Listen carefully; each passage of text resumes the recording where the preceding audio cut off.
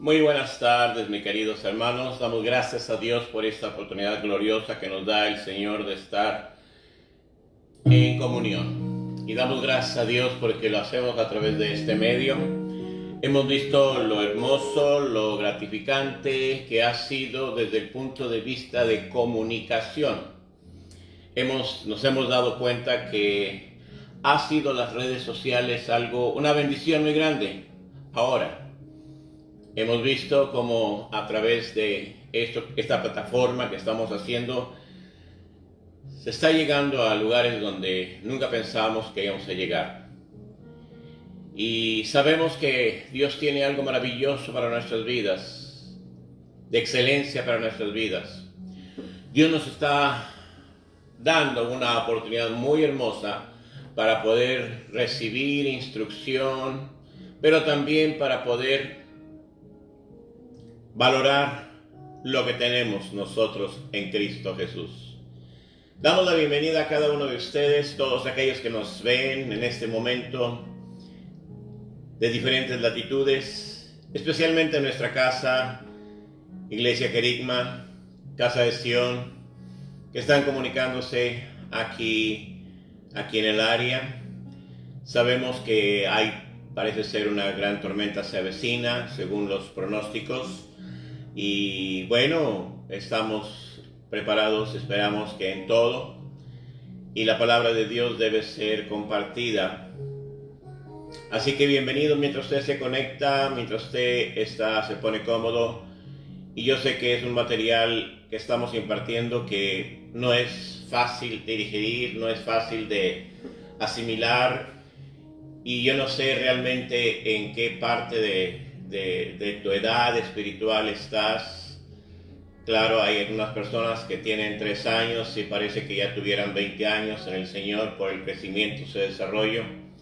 Pero por el contrario, hay personas que tienen 20 años y soltaron de alguna manera y a veces simplemente no se afianzaron en la palabra de Dios.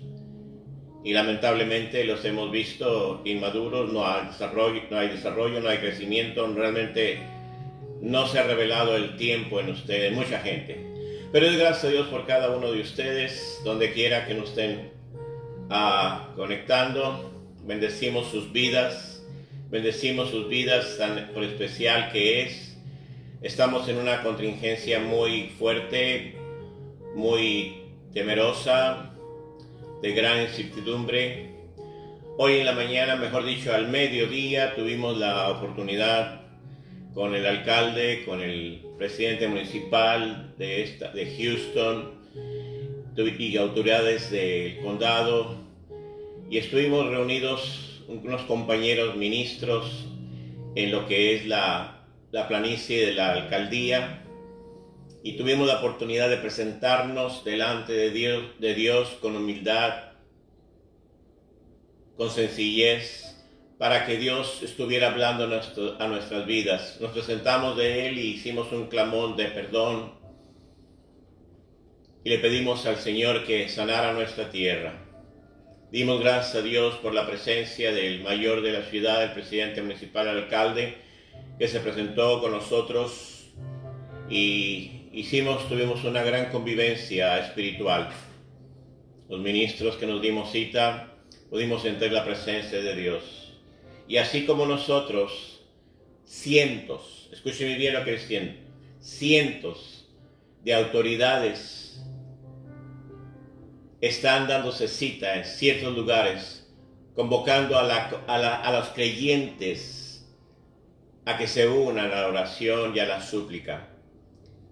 Y nosotros no necesitamos del rogar, simplemente dijimos vamos a estar ahí en esta reunión. Así que damos gracias a Dios porque en este mediodía estuvimos ahí compartiendo, no dando testimonio, simplemente de todo corazón le decíamos al Señor, aquí estamos delante de ti, hemos pecado, hemos hecho lo malo delante de ti, pedimos perdón, que sanes nuestra tierra. Y la verdad, hermanos, que si nosotros nos volvemos a Dios, Él se acerca a nosotros y lo creemos de todo corazón y estamos satisfechos por lo que sucedió en esta mediodía. Corriendo aquí, corriendo allá, tuvimos la oportunidad ya de estar en casa y estamos contentos de entablar lo que queremos hacer ahora en este día.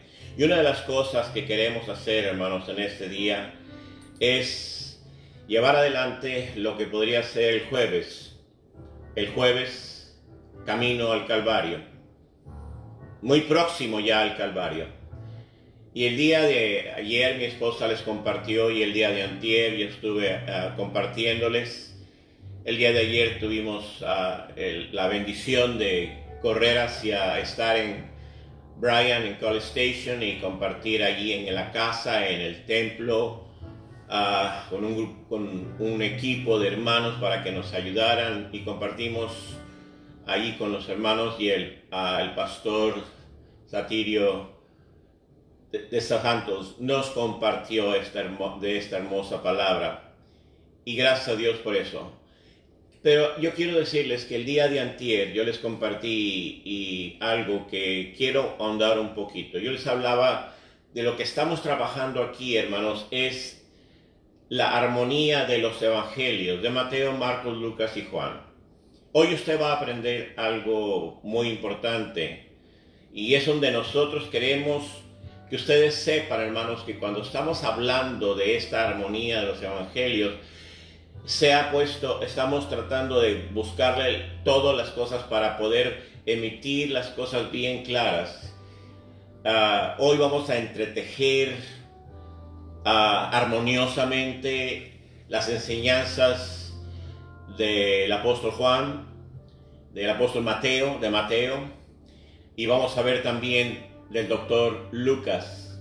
Y es muy interesante que en esta serie, en esta porción, no hay mucha presencia del Evangelio según San Marcos, y esto abre la oportunidad para que puedan entender algunas de las teorías hermosas. ¿Por qué se dice que el Evangelio según San Marcos es el primer evangelio? Claro, usted tiene el orden del Nuevo Testamento donde dice Mateo y luego dice Marcos, Lucas y Juan. Pero los estudiosos del Nuevo Testamento, los que han visto panorámicamente la estructura de los evangelios en sí, nos hemos dado cuenta que realmente hay gran afirmación de que el Evangelio según San Marcos fue el primero. Y no solamente eso, sino lo hemos dicho, pero yo sé que puede causar un poquito de dolor a los oídos de las personas, pero esto es una teoría hermosa, una hipótesis buena, muy aceptable, donde se dice que el Evangelio según San Marcos debería decir el Evangelio según San Pedro escrito por San Marcos. El Evangelio según San Marcos fue el primero que se divulgó, definitivamente, el primero que se divulgó.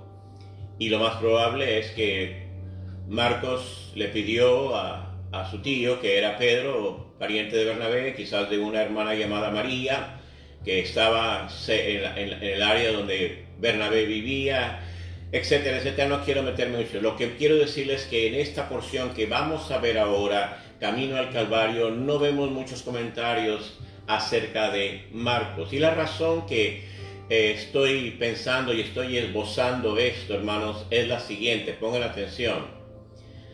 Porque yo creo sinceramente que esta porción, la cual vamos a ver ahora, la cual vamos a caminar ahora, le era muy difícil poder narrar a Pedro, y no lo escribió, no se pudo escribir lo que sucedió. Y eso por eso se dice que la teoría de que el libro de San Marcos fue el primer libro escrito, el Evangelio primer escrito, habla acerca de eso, porque le fue muy difícil al apóstol a Pedro compartir un dolor muy grande. En primer lugar, el sacrificio de su maestro, lo difícil que vivió, la experiencia que vivió, y también, ¿por qué no?, la dolorosa y difícil situación en la cual el Señor le reprendió y le dijo varias cosas en relación acerca de cuando el Señor les presentó la muerte, acerca de su muerte, acerca de que iba a ser sacrificado, crucificado, Pedro se opuso y realmente la palabra dura que está escrita en el libro de San Lucas y el libro de San Mateo lo escribe diciendo: apártate de mí, Satanás, una palabra muy declaratoria, pero no solamente eso, sino lo que sigue inmediatamente cuando el Señor le dice: de cierto te digo que me vas a negar 3 veces. Y eso fue quizás algo difícil para Pedro. Y resulta para nosotros igual. Quizás en un momento dado a ti nos piden que demos una historia. Y hay un momento dado como que esa historia no quisiéramos repasarla porque fue muy triste para nosotros repasar esa parte de la historia. Y damos grandes detalles. Y definitivamente lo que sucede en el libro de San Marcos es que no da detalles acerca de lo que en esta ocasión San Juan y Mateo y Lucas las ofrecen, y es muy importante. Pero también yo quiero compartirles a ustedes en este momento también, o recordarles, o repasarles a aquellos que no han entendido, pero el día para la comunidad israelí y la comunidad hebrea, ahora judía, por así decirlo, moderna, el día empieza cuando sale la primera estrella en el cielo por la tarde o al oscurecer. Tan pronto como aparece la primera estrella, en ese momento empieza el día, termina el día, empieza el día. En otras palabras, hoy, el jueves, empezó. Ayer, como a las 6 de la tarde, 7 de la tarde, o sea, he visto aquí el cielo, pero sí, cuando un lugar está estrellado, lo vemos, y sí vemos cómo aparecían, así se gobernaban los días, aparecía la primera estrella, y el día siguiente empezaba definitivamente la luz, el día, el horario, la hora, como se llamaba, empezaba cuando desaparecía la primera estrella. Todo esto, hermano, nos habla de lo que era, cómo se iniciaba un día.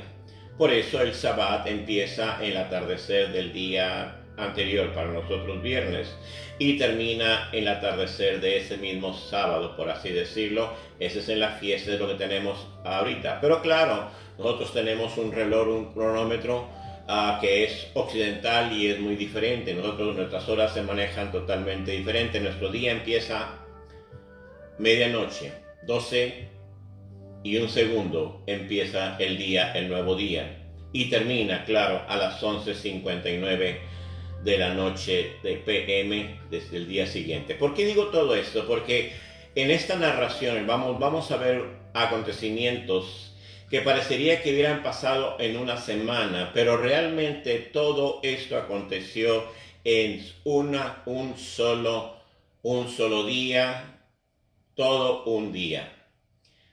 Quiero repasar rápidamente que cuando el Señor Jesucristo, después de haber estado el domingo bajando del Monte de los Olivos y recibiendo todo lo que recibió de Hosana, Hosana, bendito el que viene en nombre del Señor, todo eso, lo que recibió, sí, definitivamente fue algo muy hermoso, muy glorioso, pero el Señor se retiró y ya faltaba poco para la Pascua, la preparación.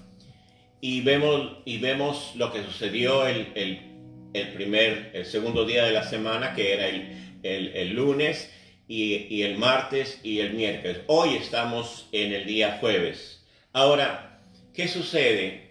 ¿Qué sucede el jueves? Y aquí es donde vamos a entrelazar los libros del Evangelio según San Juan, el Evangelio según San Mateo, y como decía a ustedes, el Evangelio según San Lucas. Marcos, el Evangelio según San Marcos está fuera en este día en especial. Fue muy doloroso y, como decía, es una de las teorías. Pero ¿qué sucede? ¿Qué sucede en este día? Solamente quiero decirles, hermanos, que cuando el Señor les indicó a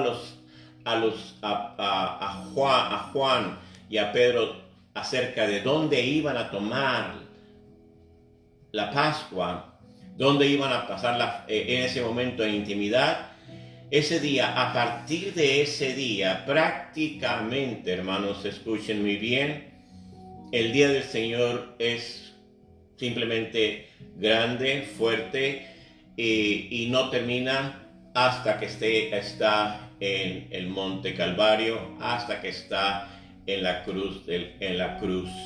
Ahí termina, ahí reposa el Señor. Ahí cuando dicen, tus manos encomiendo mi espíritu, ahí termina el día. Ha empezado, escúcheme, no ha dormido, no duerme el Señor, no duerme.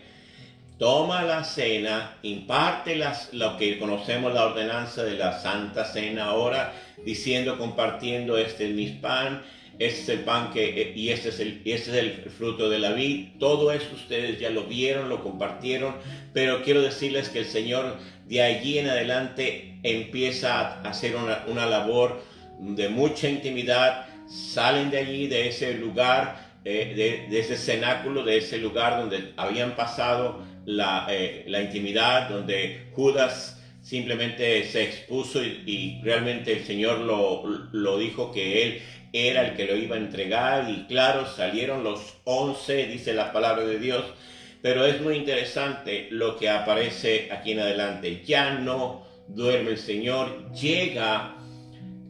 cruzan el arroyo Amor, y cuando llegan a Getsemaní y el Señor habla con sus discípulos y establece algo muy importante. Pero aquí, a partir de este momento, ahora nos encontramos ya en lo que sucedió el jueves, y es en la noche, en la madrugada, todavía no amanecía. Podríamos pensar que era después de la medianoche, 3 de la mañana, qué sé yo, pero nos encontramos en el libro de San Juan, capítulo 18. En el capítulo 18 de San Juan encontramos este material donde se habla acerca de lo que sucedió. Y quiero que ahí con sus Biblias ustedes me sigan en que veamos lo que está sucediendo el día jueves. Muy interesante. A partir del versículo número 12 sucede lo siguiente. Empieza lo que podemos considerar la primera audiencia en el proceso, escúcheme bien la palabra, religioso. ¿Qué está sucediendo con el Señor? El Señor fue arrestado en el Getsemaní, fue llevado.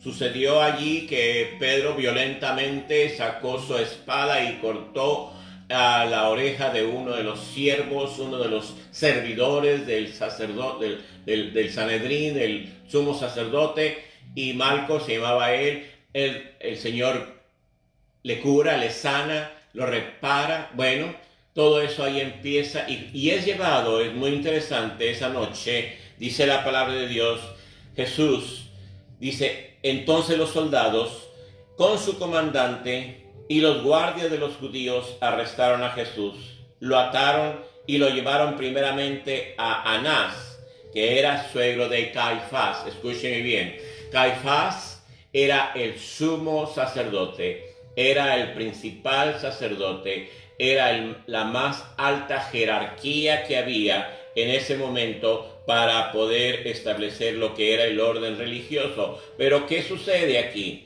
Que el Señor no es llevado con Caifás, quizás para no ser molestado, quizás podríamos pensar en eso, pero lo más importante es que es llevado con Anás. Y allí, cuando es llevado con Anás, lo llevaron allí y dice ahí que porque Caifás le había aconsejado a los judíos que era preferible que muriera un solo hombre en el pueblo. Ahora, allí en ese momento Jesús da el testimonio, da lo que eso es tomado es burlado, se burlan de él, da el testimonio y es golpeado, abofeteado y injuriado, escupido y todas las cosas feas que podemos pensar que empezó a recibir el Señor en este trato primario. Entonces empezó y fue llevado a una celda. En el versículo 19 en adelante, dice, mientras tanto el sumo sacerdote, estamos en el mismo capítulo 18 del libro de San Juan. Mientras tanto el sumo sacerdote interrogaba a Jesús acerca de sus discípulos y de sus enseñanzas. Yo he hablado abiertamente al mundo, respondía Jesús, siempre enseñando en las sinagogas o en el templo, donde se congregaban todos los judíos. El secreto no lo he dicho nada. ¿Por qué me interrogan a mí? Interroga a los que han oído hablar. Ellos deben saber lo que yo dije.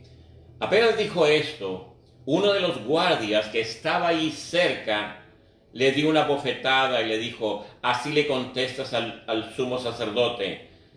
Si he dicho algo malo, replicó Jesús, demuéstramelo. Pero si lo que dije es correcto, ¿por qué me hieres? ¿Por qué me lastimas? Entonces, dice la palabra aquí que Anás lo envió todavía atado a Caifás, el sumo sacerdote. Y entonces, ahí es donde termina esa porción, donde empieza la situación de acusación, de juicio religioso.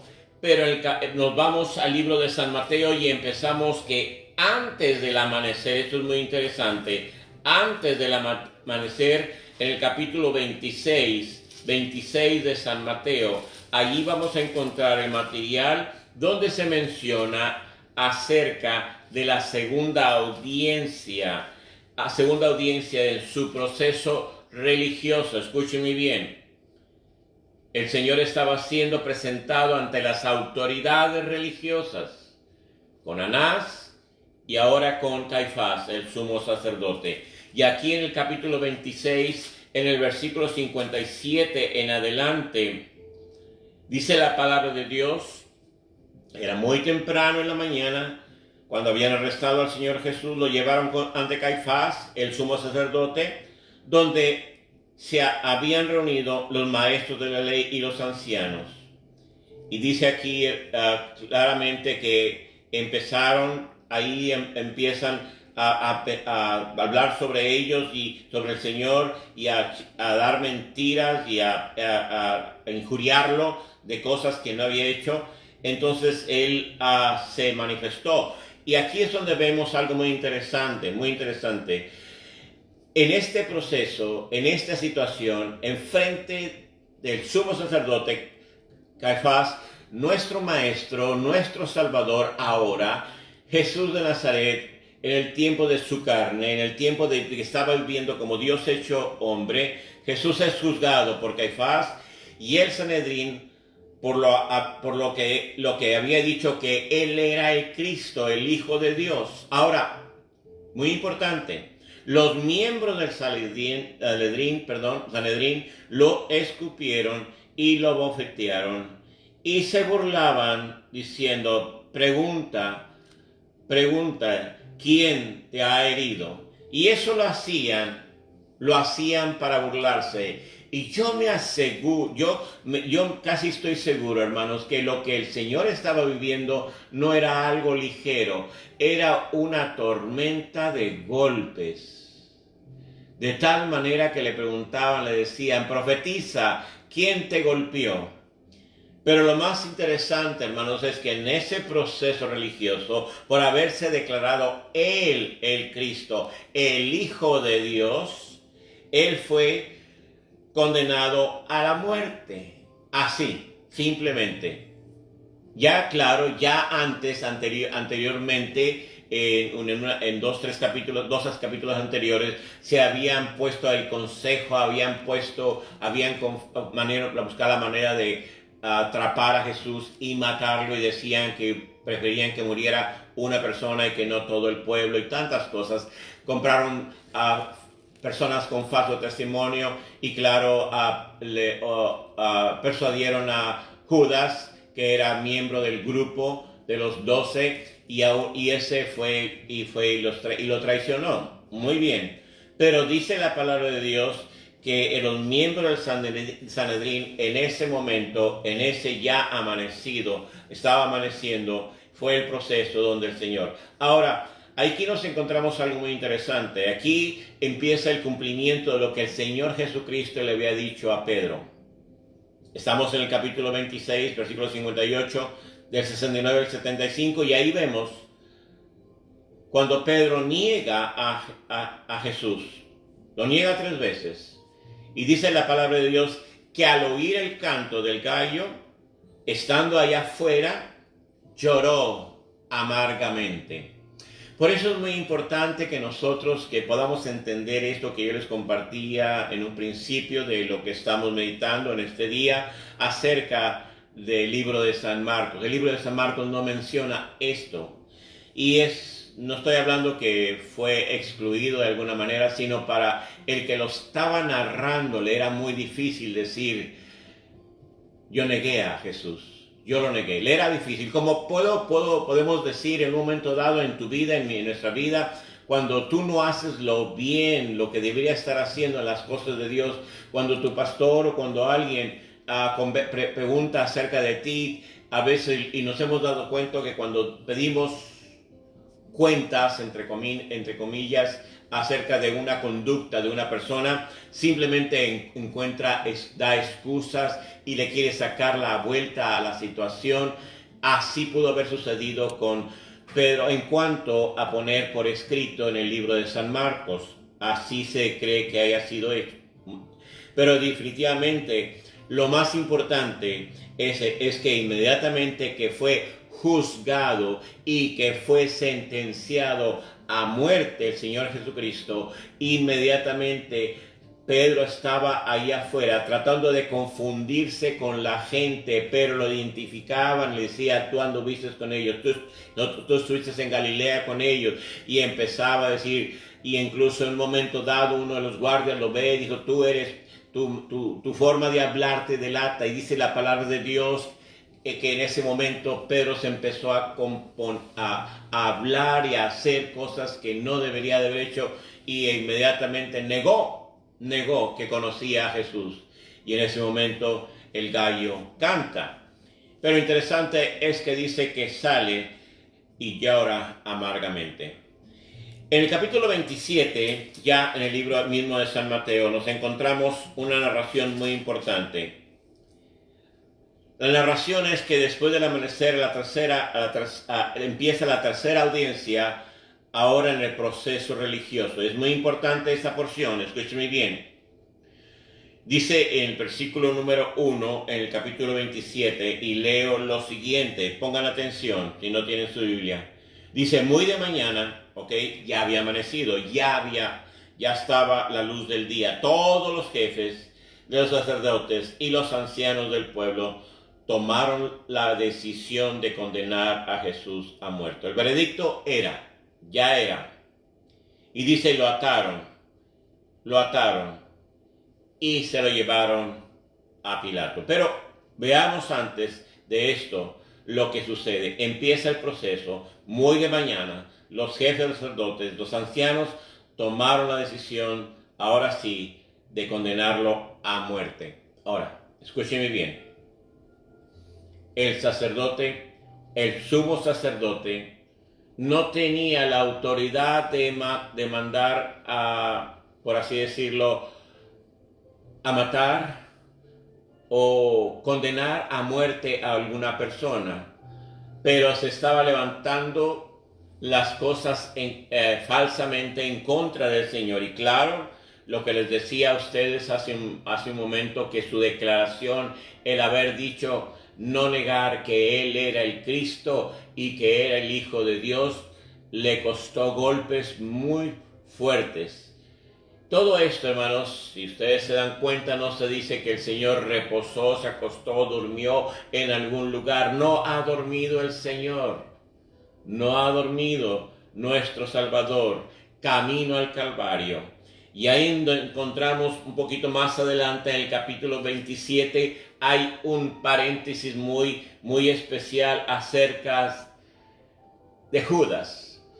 Y podemos decir que esa es la última escrito, o la última porción de lo que sucedió con la vida de Judas. ¿Qué es lo que sucedió con Judas? Dice la palabra de Dios quiero sintetizar porque hay cosas todavía más hermosas que quiero a seguir adelante, que Judas, sintiendo el remordimiento, va con los ancianos, va con aquellos que le entregaron el dinero el cual había recibido por el Señor Jesús. Él regresa el dinero.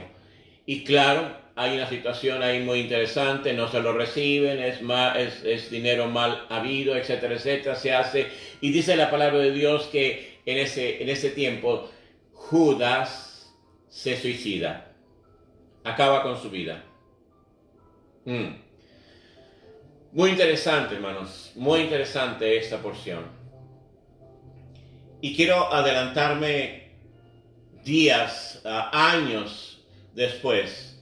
Acuérdense, el Señor había dado una encomienda muy interesante, y aquí hago un paréntesis para ver el propósito que Dios tenía en haber llamado a 12.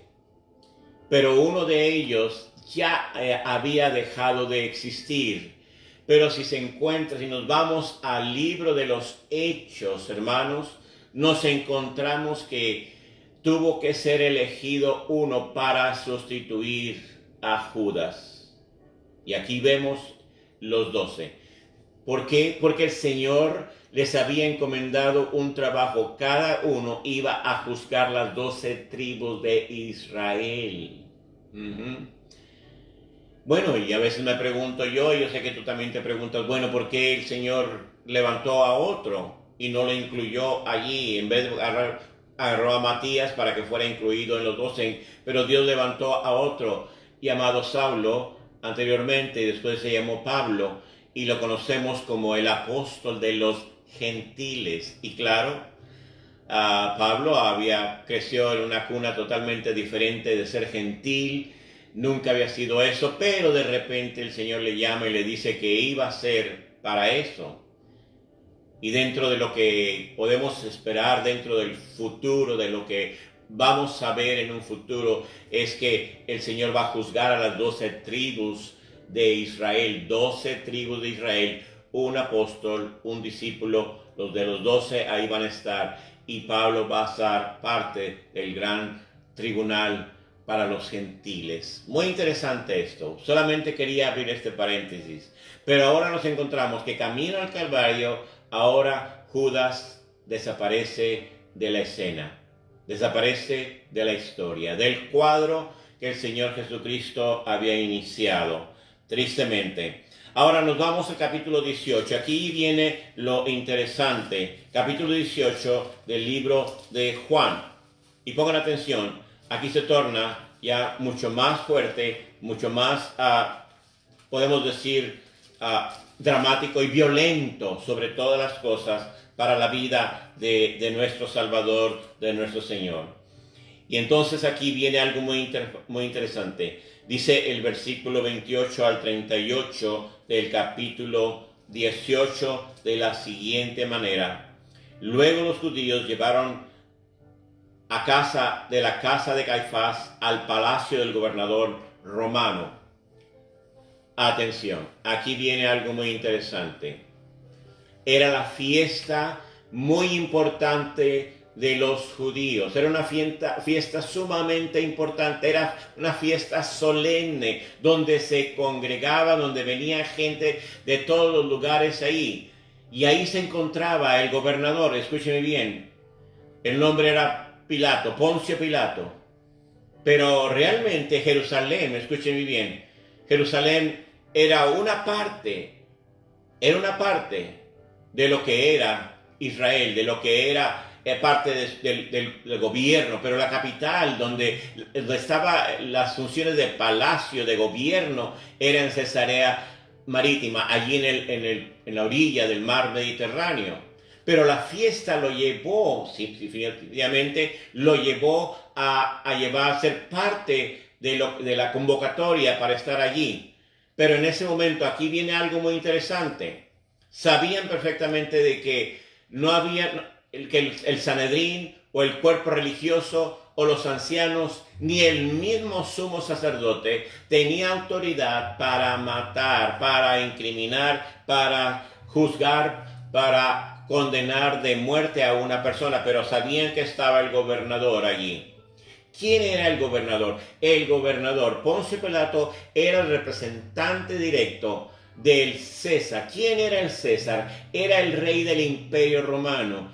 El César había puesto, por así decirlo, como gobernador en la provincia, en toda esa región. Y Jerusalén era parte de eso, pero no era la capital. La capital del gobierno de Roma en esa región, como les digo, era en la orilla del mar, en el Mediterráneo, y era Cesarea, lo que conocemos ahora, Cesarea Marítima. Y todavía ahí hay, en ese lugar, todavía hay residuos de lo que fue el palacio de Poncio Pilato, todo lo que sucedía ahí, dónde entraron las embarcaciones, cómo se movía en aquellos tiempos, todavía permanece por allí en arqueología lo importante de lo que fue. Pero ¿qué sucede aquí? Ahora lo traen, escúchenme bien, esto es muy importante, ya habían hecho los religiosos, los ancianos, los sacerdotes, los del Sanedrín, el sumo sacerdote, ya había hecho sus votos, ya había hecho sus ceremonias de purificación para presentarse en la fiesta de la Pascua. Y dice la palabra de Dios aquí en este pasaje que llegaron allí y era el tiempo y en este capítulo llegaron al palacio para hacerlo. Y dice así que no entraron al palacio porque se contaminaban, porque ya había la purificación, ya habían pasado los ritos de purificación. Pero es muy interesante esto. Pilato simplemente sabe que están esperándolo y sale.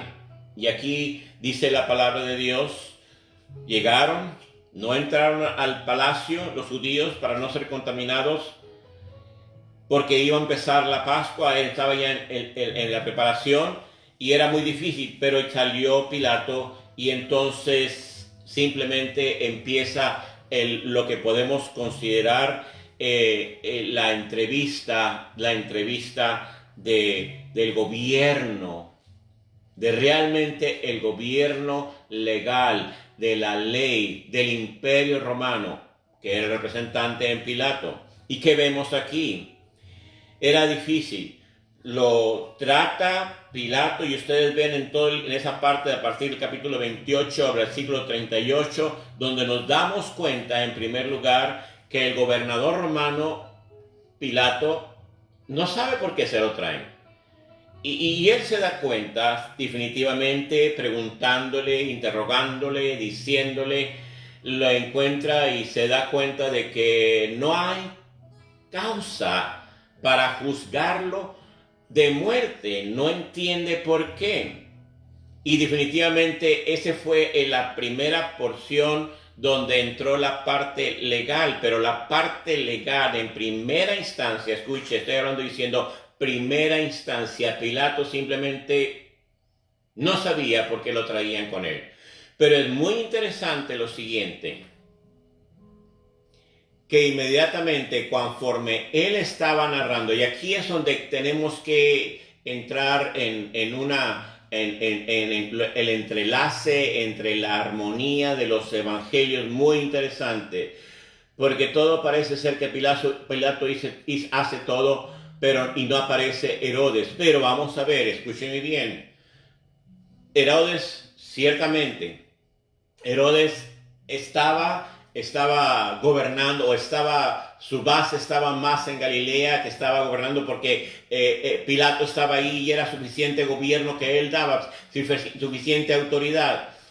Pero en un momento dado, los religiosos empezaron a nombrar que sus inicios de este varón, el cual estaban diciendo que se hacía llamar el Cristo, que el Hijo de Dios, el cual ahora es nuestro Salvador, es nuestro Cristo, es nuestro Salvador, el Hijo de Dios, por lo cual nosotros somos sus hijos ahora y somos hermanos los unos con los otros. Todo esto se los digo porque en ese momento Pilato se da cuenta de que Entonces, ¿esto a mí qué? A mí no me concierne. Lo manda a Herodes. Se lo manda, ¿por qué? Porque Herodes, escuche bien, no iba a viajar a Galilea, sino por la fiesta de los judíos, por la fiesta de la Pascua, que era sumamente importante. ¿Qué sucede? En esa fiesta importante también se encontraba Herodes. Y en su casa, en el lugar donde se encontraba Herodes, lo llevaron. Pero sí es muy importante lo que dice en San Juan, definitivamente, que capítulo 18, versículo 38, que Pilato simplemente dice así: no pudo encontrar ninguna evidencia de ningún crimen sobre la vida de Jesús. Entonces, como hablaban de que él se hacía llamar el rey, entonces, bueno, ustedes tienen un rey, ustedes los judíos tienen un rey que está bajo de mí, que se llama Herodes. Entonces se lo llevan a Herodes. Y aquí empieza algo muy interesante. Después nos encontramos que definitivamente llega con Herodes.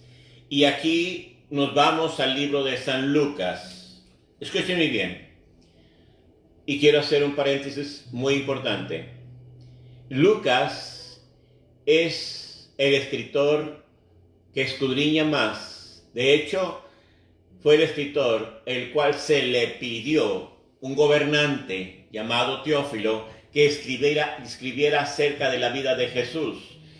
Y Lucas, definitivamente inspirado por el Espíritu Santo, empieza a averiguar muchas cosas. Y aquí es donde Lucas da un poquito mayor claridad acerca de lo que sucedió en ese momento cuando Caifás y los ancianos y los sacerdotes y el Sanedrín llevaron a Jesús ante Pilato. Pilato dijo: yo no veo nada de malo entre ellos, llévenselo a Herodes a ver qué dice, porque es una causa religiosa, es de ustedes.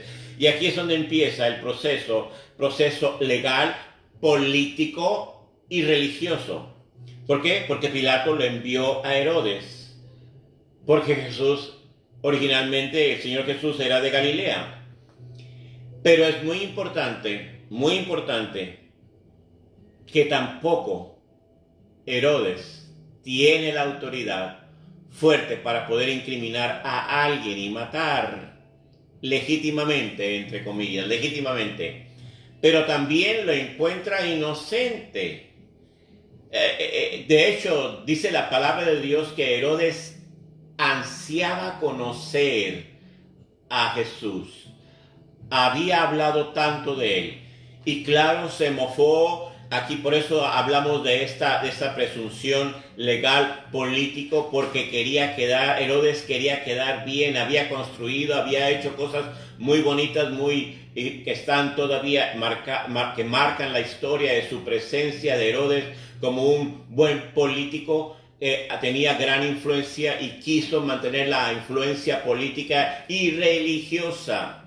Pero en la parte legal no la tenía, no había en él fuerza legal, no podía juzgar ni condenar a un prisionero a ser muerto. No le confería. Pero entonces él realmente simplemente sabía que no tenía autoridad y lo regresa a Pilato. Y aquí viene algo muy interesante y estamos ya concluyendo esta porción. Muy interesante. Sale el Señor Jesucristo, tu Salvador y mi Salvador. No ha dormido, ha sido objeteado, ha sido escupido, ha sido vituperado, ha sido maltratado, ha sido hecho decir, se han dicho tantas cosas en contra de él. Y ahora regresa ante Pilato. Interesante, escúcheme bien. Pilato ya ha dicho que no tenía nada contra ellos. Pero aquí viene algo muy importante.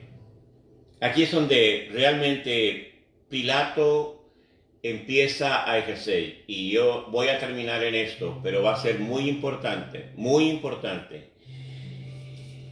La sentencia de Poncio Pilato a Jesús. Ok, por favor, pongan atención. Porque esta sentencia, escúchenme bien, no había evidencia suficiente para poder juzgar, pero aquí viene el juego político, religioso, legal, entre las fuerzas de poder que habían en aquel tiempo, tenían que hacer algo fuerte. Y es muy interesante lo que sigue. Y en el capítulo 19, y aquí quiero profundizar un poquito, capítulo 19, versículo 1, algo fuerte y poderoso sucedió contra la vida del Emmanuel, del Dios hecho hombre, el que es mi Salvador, el que es tu Salvador. ¿Qué es lo que sucedió? Dice que Pilato tomó entonces a Jesús y mandó que lo azotaran. Escúcheme bien. En este tiempo, en esta época, claro, está siendo una época muy silenciosa, definitivamente. De hecho, recibí un escrito muy interesante, una publicación de la pastora Rosy Arias, esposa de nuestro hermano pastor Abel, acerca de la quietud, de la paz que se siente ahora. Y ella dice en su escrito, si usted es amiga o la tiene como amistad en su Facebook, usted no me va a dejar de mentir lo que la pastora publicó. Y dice que como nunca en su vida, desde que tiene conciencia, ella ha vivido con tanta paz en una Semana Santa. ¿Por qué les digo esto?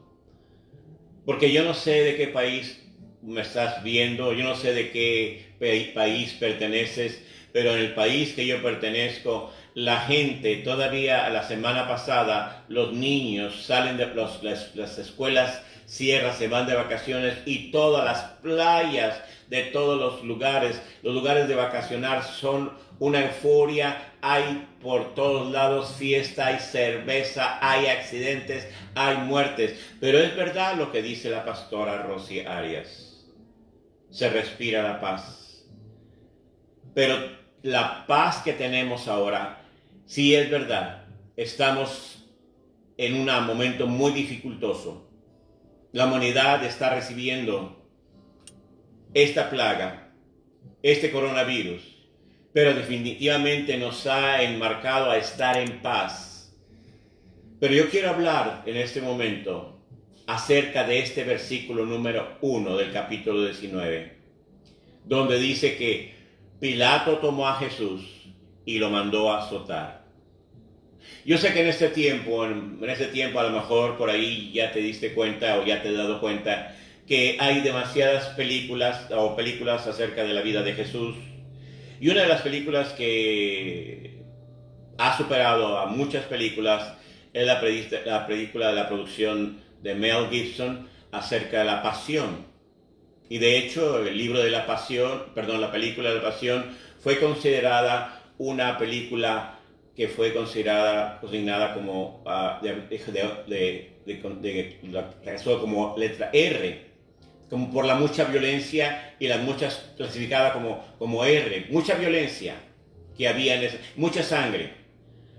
Pero yo les aseguro, hermanos, que lo que realmente vivió el Señor Jesucristo, Mel Gibson se quedó pequeño. Mira lo que les voy a decir. Dice la palabra de Dios que a Jesús lo tomó y lo mandó a azotar. Atención. La ley decía que se azotaba a una persona y se iba a azotar a una persona hasta 39 latigazos, azotes. El látigo romano, hermanos, estaba constituido por 7 hilos de cuero, de los cuales cada uno al final de la línea, de las 7 líneas, de las 7 tiras de cuero de línea, había las terminaciones con hueso, fierro y piedra. Y claro, cuando se azotaba a un delincuente, muchos morían a los 15 azotes. Escúcheme bien. Porque era desgarrador. Porque el látigo no estaba colgadito por aquí, sino estaba metido en agua. Y tú sabes lo que es cuando la piel, el cuero, lo que se utilizaba se remojaba, agarraba una consistencia muy fuerte. Y cuando se empezaba a azotar y se puso allí en ese tronco el Señor Jesucristo, allí en la Antonia, enfrente, allí donde estaban todos viendo lo que estaba sucediendo, y empezaron a ver. Y la ley romana decía que solamente eran 40 menos 1, que sean 39. Y tu Señor y mi Señor, mi Salvador y nuestro Salvador, saben lo que hizo. Soportó todo por amor tuyo y mío. El azote romano lo toleró. Escúchame bien. Era suficiente aquellas personas, escúchame bien, que resistían el azote romano. La absolución, el perdón era eminente. Se les perdonaba la vida. No había suficiente. Pero aquí, cuando toma esta postura Pilato, el azote, el hombre azotando a Dios, golpeando al Dios mismo, al Dios hecho hombre, el cual es mi Salvador, camino al Calvario, fue azotado 39 veces. Y dice la palabra de Dios que lo soportó. Y en cada latigazo, en cada flagelazo, brotaba, pegaba duro, fuerte, de tal que su cuerpo quedó desfigurado. No pudo Mel Gibson describir exactamente lo que sucedió, no se puede. Pero definitivamente el Señor fue transformado en una carne viva, su piel quedó destrozada, pero era suficiente para que saliera vivo de allí.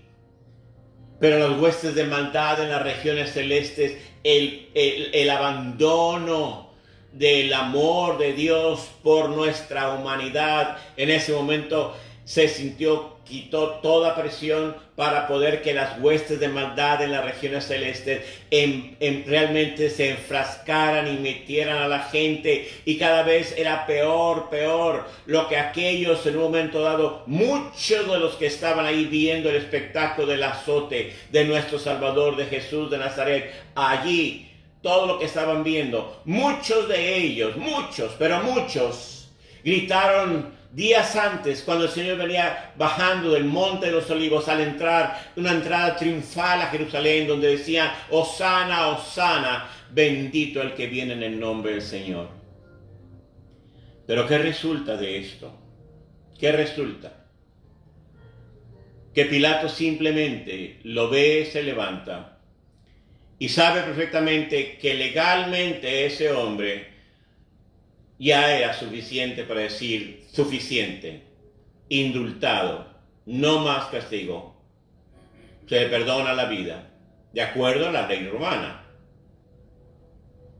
Pero realmente, el pecado, la maldad, Satanás, la influencia que tenía grande en ese momento, y el hecho de que el Señor Jesucristo allí en Getsemaní, en Getsemaní, en su oración decía, no permitas que pase este momento, esta copa, esta situación como yo quiera, sino como tú quieras, Dios. Y en un momento dado, ya no hubo la voz de Dios, ya no se escuchó la voz cuando se escuchó en aquel momento allí en el Jordán, o cuando se escuchó en el momento cuando venía bajando y decía, este es mi Hijo amado en el cual tengo complacencia.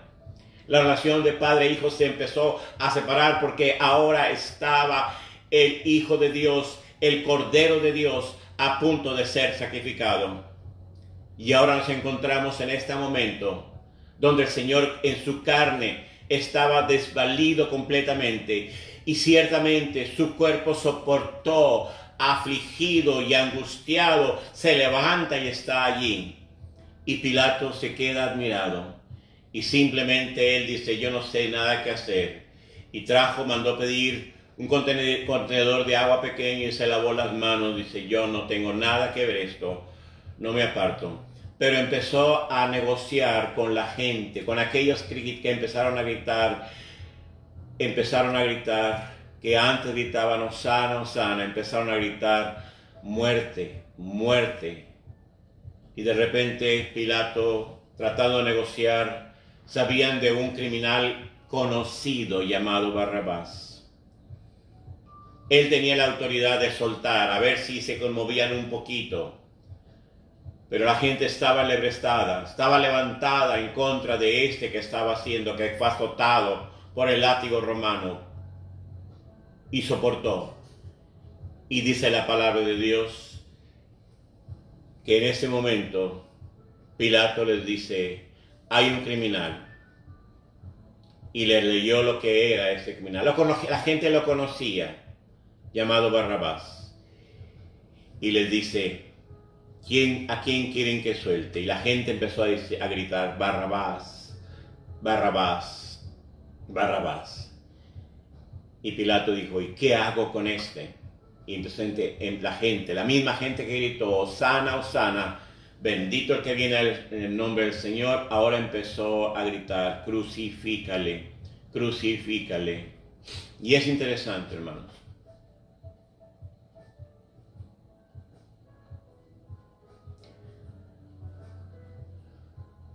La crueldad de la humanidad, la crueldad del hombre. Pero es glorioso que es verdad, simplemente Pilato ya no pudo más, no pudo más. Se lavó las manos y decía, por mí no pase la muerte de un inocente. Hermanos, dice la palabra de Dios que el Verbo se encarnó. Y ese cordero iba a ser llevado al matadero. Hoy estamos en el día jueves.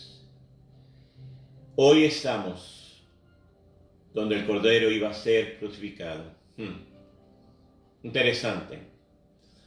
Hoy estamos, hermanos, en el tiempo en que todo parecería que ya iba a terminar. Pero es muy importante lo siguiente, y se los quiero decir. Que el sacrificio del cordero fue por ti, fue por mí. Fue por cada uno de nosotros. Y la violencia que el cuerpo del Señor Jesucristo recibió, sí, fue grotesca, fue fuerte. Pero lo que el Señor recibió, escúcheme bien, ahora es nuestra paz. Ahora es nuestra tranquilidad. Y es muy interesante cómo el Señor pone esa paz en nuestra vida. Y nuestra alma se inunda de esa paz. Yo quiero orar contigo en este momento.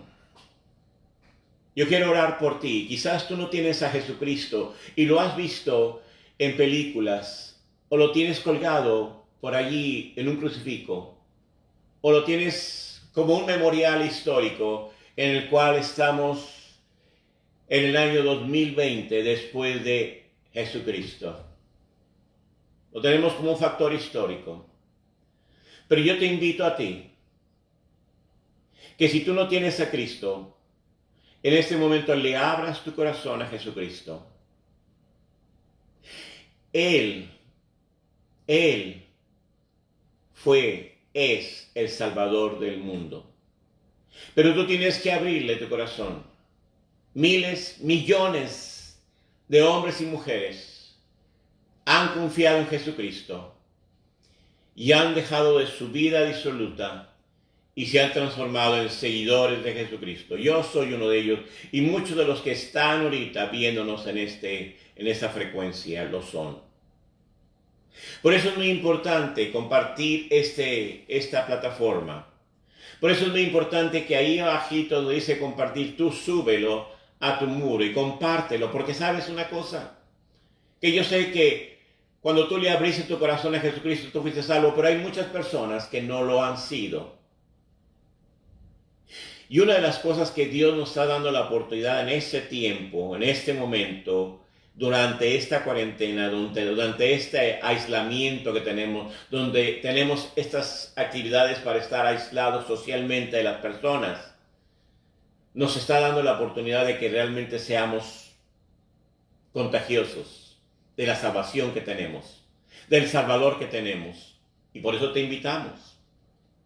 Escúchame, hermano, hermana, miembro de X iglesia, de la cual todos somos el cuerpo de Cristo. Escúchame bien lo que te voy a decir.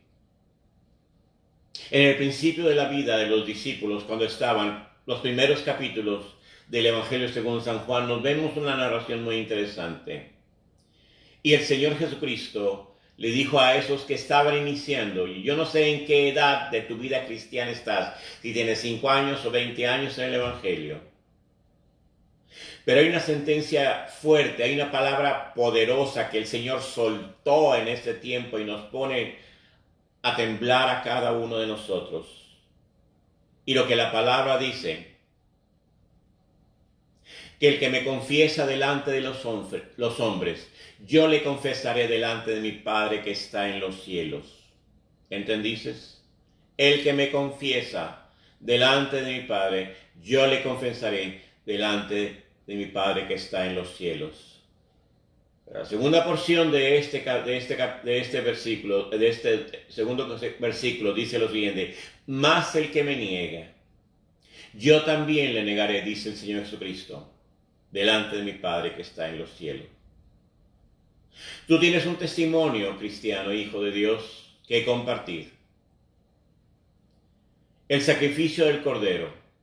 Cuando digo sacrificio, escúchame lo que estoy diciendo, todavía no estoy hablando de la muerte. Mañana hablaremos sobre este asunto de la muerte. Estoy hablando del sacrificio de tu Salvador y mi Salvador. El sacrificio del Cordero fue por ti, por mí. Y realmente tenemos que responder ante esta situación. Su sacrificio fue nuestra paz. Una paz que nos ha llenado, incomparable. Una paz, una presencia gloriosa que no teníamos antes, que el mundo no nos lo pudo haber dado. Por eso recurrimos a Dios. Y Él nos ofreció y nos dio, y lo recibiste, una paz que sobrepasa todo entendimiento. Esa paz que tú tienes y que yo tengo, que le costó el sacrificio al Cordero. Bofeteado, escupido, burlado, poniendo en la corona de espinas por causa tuya y mía, azotado, presentado ante el mundo, ante las huestes de maldad en las regiones celestes, pensando que iba a salir triunfante las huestes de maldad y Satanás, pero no, el Señor salió triunfante y conocemos la historia. El plan maestro es grande y lo vamos a descifrar y lo vas a conocer, aunque ya lo tienes conocido. Pero yo te aseguro que es muy importante en este momento que tú anuncies las virtudes de aquel que te llamó a su luz admirable. Aquel que te ha dado tanta paz en tu alma como nunca la has tenido. Por eso resulta importante. A veces se nos pasa a los cristianos compartir lo que Dios hizo en nosotros, con otros. Porque damos por enterado de que Dios nos amó, Dios nos ama y Dios tiene. Pero escúchame bien. El que me niega delante de los hombres, yo también le negaré delante de mi Padre que está en los cielos. Así que, hermano, es tiempo de que comuniques, que des tu testimonio. Los martes, los jueves y los sábados estamos poniendo en nuestro muro de Ministerios Internacionales Crima los testimonios de algunos de los hermanos. Y hemos invitado a algunos otros a que nos envíen su testimonio a nuestro WhatsApp personal. Y me lo envíen. Y lo trabajemos para que lo puedas compartir. Hoy es el tiempo que puedas entender que el sacrificio del Cordero Pascual, del Cordero que quita el pecado del mundo, fue por ti y por mí. Dios ha dado tanta paz y Él quiere darte tantas cosas tan gloriosas. Yo espero que puedas entender a través de este canto lo que Dios tiene para tu vida. Y doy gracias a Dios por lo que Dios sigue haciendo en tu vida y lo que el Señor continuará. Padre, bendice este programa, bendice este canto, en el nombre de Jesús te doy gracias. Amén. Escucha este canto, escúchala, porque Dios te ha dado una paz tan gloriosa.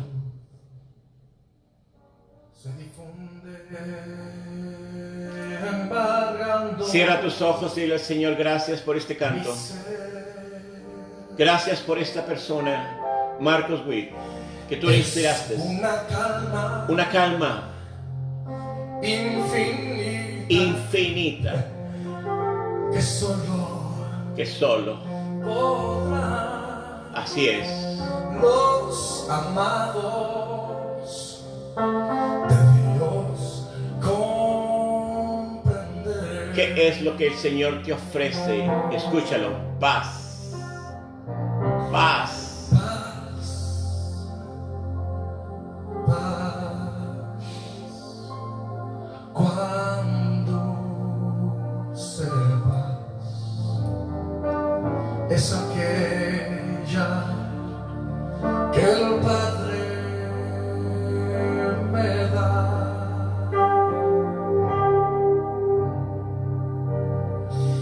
Yo le ruego que inunde por siempre mi ser en sus ondas de amor celestial. A ver, acompáñenme.